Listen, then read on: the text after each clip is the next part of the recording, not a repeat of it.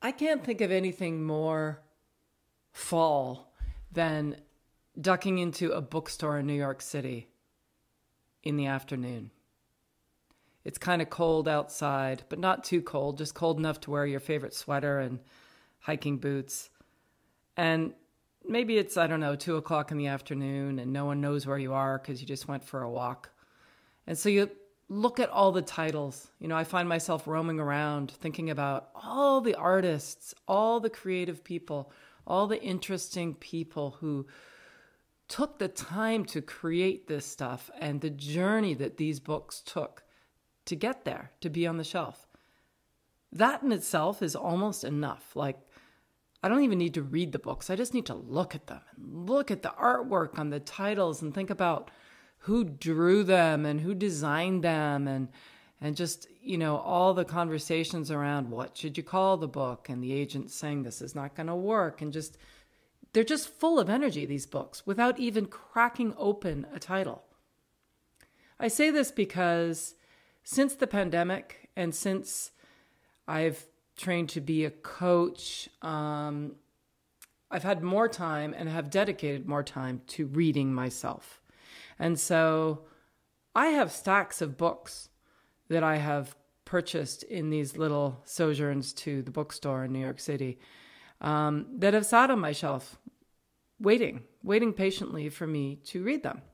And now it has become part of my practice. These are books, some were fiction, and I can share some of those with you as well. But today I want to share with you just like a little passage from an old book that actually I didn't buy, but rather I borrowed from my dad because I remembered him reading it way back when I was a kid.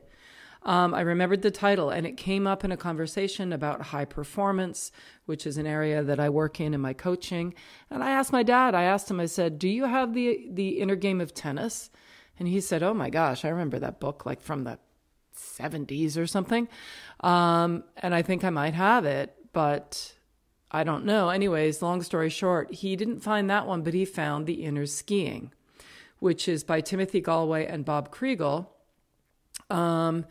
All kind of based on the same concepts. And I cracked it open. I was super excited. It's an old book. It even has, the yellow pages, and it has a little piece of stationery from the senior vice president of a company that my dad used to work for, 40 years ago. So it's called Inner Skiing. And I thought, how appropriate, because when I borrowed it from him, I was in the Laurentians and I had just met a high performance ski coach. Synchronicity? Yeah. Anyways, I've decided that I'm going to try a little something. And with some of these amazing books that I've been reading, I'm going to just take a few moments to, share with you guys some of the stuff I've highlighted. It's been difficult for me not to highlight all of these books. But I am sort of synthesizing them a little bit and picking out some passages that I think are meaningful, and that if, you might be interested in a further conversation, it gives you sort of a lens into the kind of work I do. So this is a little passage I'm going to read from Timothy Galway and Bob Kriegel's The Inner Skiing. And keep in mind that he's talking about skiing and skiers, but you can replace that as a metaphor for mastery in whatever it is you are doing. In my case, I use it as a metaphor for life. But again, insert whatever is important to you in terms of mastery. So this section is called Other Skiers, and it speaks to a concept that I work with my clients on about awareness, which is truly a foundation principle of the work I do. So other skiers. Sometimes the most dangerous hazard on a slope is above rather than below you. That is, other skiers. Falling down is frightening enough. Being knocked down seems unfair. Increased awareness is our best safeguard. Before skiing a trail, notice the density of traffic on it, taking time to become aware of the degree of proficiency of the skiers and being especially alert to the presence of daredevils. Once in motion, we can develop an increased peripheral awareness of nearby skiers, just as players on a team learn to develop peripheral awareness of where their teammates and opposition are. What is recommended is awareness, not paranoia. I love that. If you submit to the fear of collision, you increase your chances of being hit, or at least of falling unnecessarily.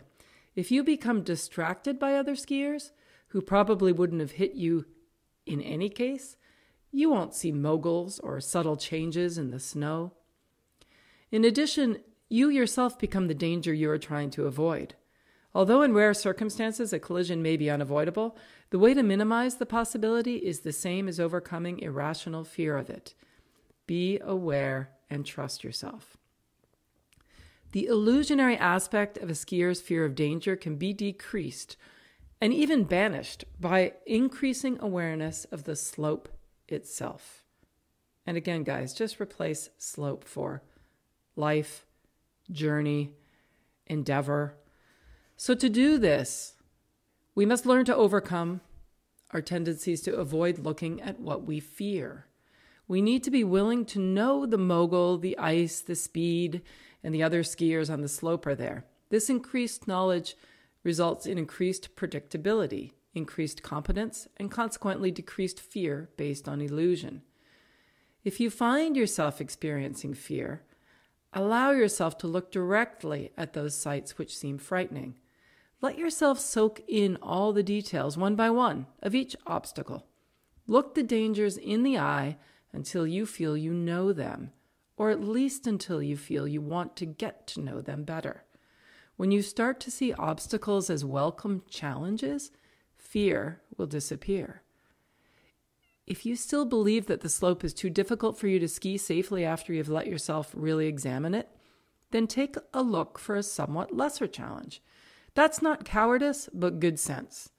Remember that it's also possible to be deluded by fear into minimizing danger. So that's just a little caveat at the end, meaning, this is not a prescription to say, oh, just don't be afraid.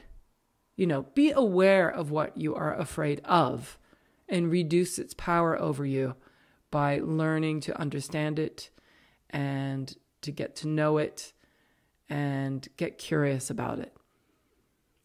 Then you're in a position to make a good decision about what you want to do moving forward. So that's just a little snippet I wanted to share with you from this. And, I'm going to continue to do this as long as you continue to listen. And the win-win for me is that it just further ingrains some of these principles into my practice and into my teaching and learning. So even if it's only me doing it in this recording, I'm okay with that. But I'm going to plant the seed that I think this may fall upon some interested ears. And, sometimes it isn't easy to read all those books that you've put on your shelf. So maybe this will help. Maybe this will be the first step to look at that fear and ask yourself why you're not allowing yourself the time to do that. And I don't know. Maybe this will just stir up a little curiosity. All right, you guys, until the day that we can meet at the bookstore, I wish you health and happiness.